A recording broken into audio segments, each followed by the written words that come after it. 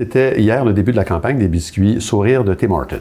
Oui, Claude, le lancement régional de la campagne Biscuits Sourire a eu lieu dans un restaurant de la franchise Tim Hortons à Saint-Jérôme mardi dernier. Cette année encore, la totalité des fonds amassés lors de la campagne seront remis à la Fondation Martin Matt pour les traumatisés crâniens. C'est la troisième année consécutive que cette collaboration a lieu. Ce sont 264 000 $ qui ont été amassés jusqu'à présent pour la Fondation par le biais de cette levée de fonds. Selon Fabien Cloutier, comédien et co-porte-parole de la Fondation, cette collaboration avec Tim Hortons cette année encore a été toute naturelle. On peut l'écouter. Je pense que les gens ici ont senti qu'on s'est impliqué aussi avec eux, mais c'est sûr que quand on a des groupes comme ça de franchisés qui nous choisissent puis qui décident de s'investir dans une cause comme ça, puis de rester, ça c'est une preuve, je pense aussi que ce qu'on fait est très, très important. On montre aussi aux franchisés tout ce qu'on réussit à faire avec les organismes, puis comment on réussit à changer la vie des gens. Fait que de sentir cet appui-là dans la région, c'est super gratifiant.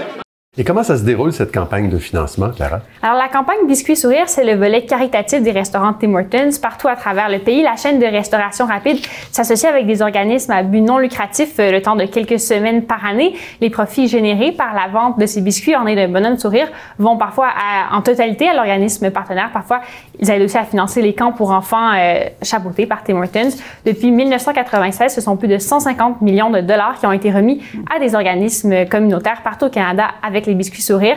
Ce sont 24 franchisés Tim Hortons dans les Laurentides, dans la Naudière, dans la Montérégie et en Estrie qui s'unissent avec la Fondation Martin Matt cette année. On peut écouter à nouveau M. Cloutier.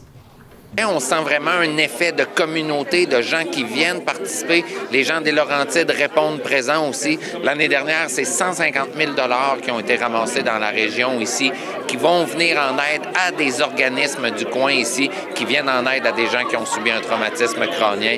Donc vraiment, là, c'est vraiment l'implication de la région est vraiment hyper importante pour nous autres. Rappelez-nous, Clara, quels sont les services offerts par la Fondation?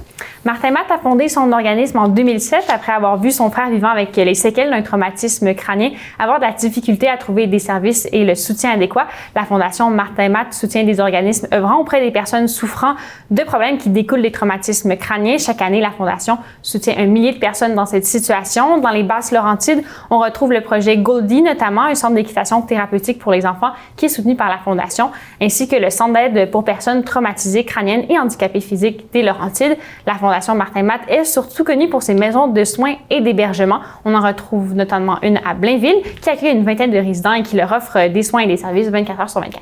On en parle souvent, Clara, mais comment le définir exactement, le traumatisme crânien et ses effets surtout? Oui, en fait, un traumatisme crânien, c'est un synonyme de commotion cérébrale. Donc, ça définit l'ensemble des lésions et des troubles causés par un choc à la tête. Selon les personnes et l'intensité du choc, les séquelles varient, mais peuvent être de l'ordre de problèmes physiques, cognitifs et même affectifs et comportementaux. Chaque année, ce sont 40 000 Québécois qui sont victimes d'un traumatisme crânien. Au niveau canadien, ça représente une personne blessée toutes les 3 minutes. Selon des instituts de recherche canadiens, les organismes caritatifs neurologiques du Canada, les commotions cérébrales seront les troubles neurologiques les plus répandus dans la population canadienne d'ici 2031 avec l'Alzheimer et d'autres types de démence. Alors, la campagne en détail, la campagne des biscuits sourires? Ça se déroule donc jusqu'au 4 mai. Les biscuits sont au prix de 2 $ chacun cette année. L'objectif pour la levée de fonds nationale pour tous les organismes, c'est de 20 millions de dollars. Ça représente 400 biscuits vendus par jour dans les succursales.